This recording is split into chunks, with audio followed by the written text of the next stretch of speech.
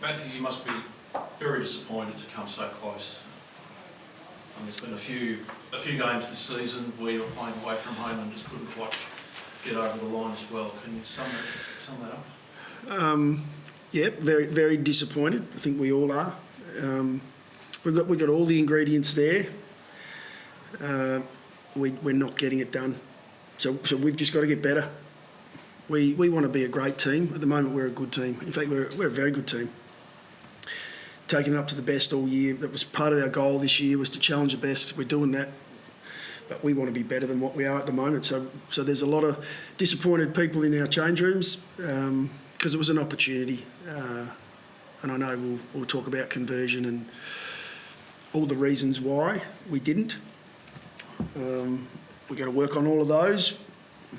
But we've just got to be better overall. Key moments in the game, when we had our chances, we didn't take them. If we can just stay big picture for a moment, how close have you come to achieving your goals this year? You've fallen only just short of a possible finals berth. Was that were you hoping to get there this year?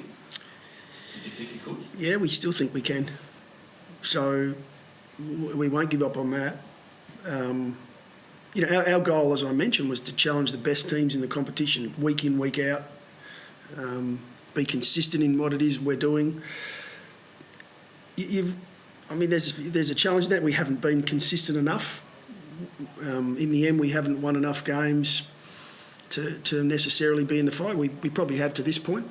We're still in the fight, so we're still a chance with 2 rounds to play in the season, and we've missed so many opportunities where we've lost against some of the teams fighting for top 2 and top 4 in the competition. We've lost by less than a kick on probably 4 occasions now. So we know we can go with them.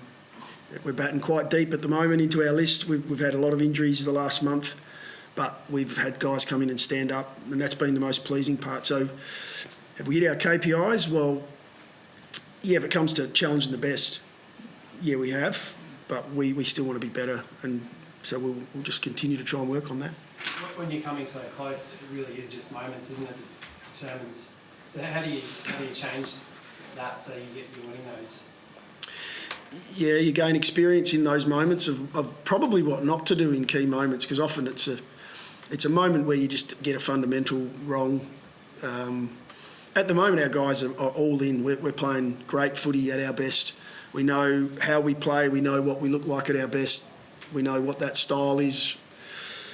There's no grey around what it is we do. That's the most pleasing part, and you saw that for the majority of tonight. But through that third quarter, we just had a patch for 10 or 15 minutes where they dominated us, stoppage, and then took their opportunities. And that's what good sides do. They're a very good side. So in the end, it was just that little bit too far for us. And maybe we could have made that gap up in the last if we'd knocked a few goals through when we had our chances.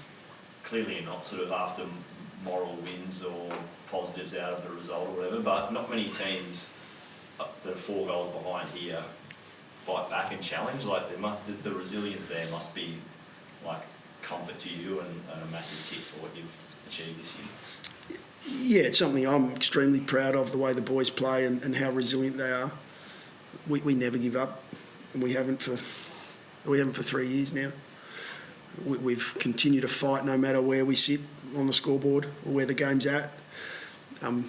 That's not one of our issues, and I hope it never will be. We've trained for that. We've trained to play finals footy, and so we're never going to put the white flag up. We'll fight out every game. So we're extremely proud of that today, that we just kept going, and we changed a few things. As a group, they did it on the field. They're starting to lead now. They're starting to really drive that. Jordan's been exceptional in that space, and others have stepped up as well. So really pleased to see that we fought it out. But the hardest part is, some of it's just the execution when we need to execute. We'll learn from it, but we'll also go and do a lot of work on it. You made Josh Rochelle the sub today. What was the thinking there? What was your message to him? It was a really positive message, actually.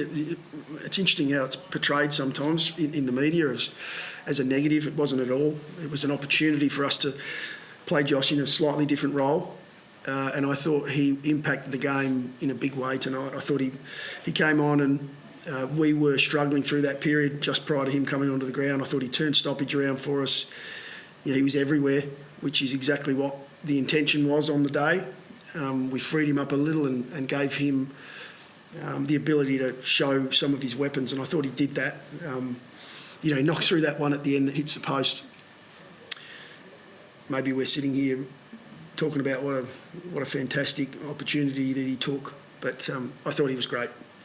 And he's an important part of what we're doing. And just because we put a player in the sub role doesn't mean that there's any issues there. We just wanted to try and give him that opportunity to find that little bit more form. He hasn't been in his best form. We're trying to get him into that best form. So if we do take our chances and get to finals, he's a big part of it. So you see a path for him back into the starting team if he continues, what he showed for the half tonight? Yeah, you've got to be really careful not to be too good at the sub, don't you? Look, he's as I mentioned, he's a very important part of our group, of our squad, and today was not anything negative. It was actually us trying to inject and give him the opportunity to show his weapons, and I thought he did. What was the go with Mitch Hinge's knee?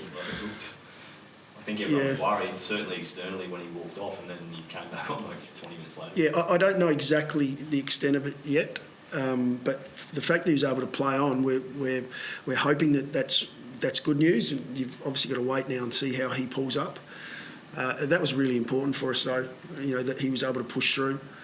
Again, that's that never give up attitude, and then we'll just keep our fingers crossed that it's not anything major. Otherwise, that's another defender down. Was that you I spotted in the box with the Broncos last night? I did go to the Broncos. Yeah, Kevin Walters and the Brisbane Broncos were good enough to allow us to come in and learn from some of the things they do and share some ideas. So, how did you strike that up? I guess the club spoke. We have a huge amount of respect for the Broncos, and we had an opportunity coming over. We thought pop over a little early and see how they go about it. There's not many better, in the country as far as rugby league sides, and so whatever we can to continue to develop ourselves as coaches and as a footy club. And I thought we were instrumental in their 54-10 win last night. Well, yeah. What can you learn from a league team? Especially the South Australian side, it's not like the Suns or the Lions. Sort of foreign territory. Where's the commonality? You learn from some of the best operators in the game. Kevin Walters is a fantastic footy coach, and the way they operate, their high performance team, they were fantastic. They opened the doors up and they shared a lot of ideas and the way they go about it. And nobody knows everything, so we just want to continue to learn, and we'll do the same. We'll return the favour for them if they're ever in town. And they're a well-oiled outfit. I really enjoyed just being a small part of what they did last night. Thanks, guys. Appreciate it.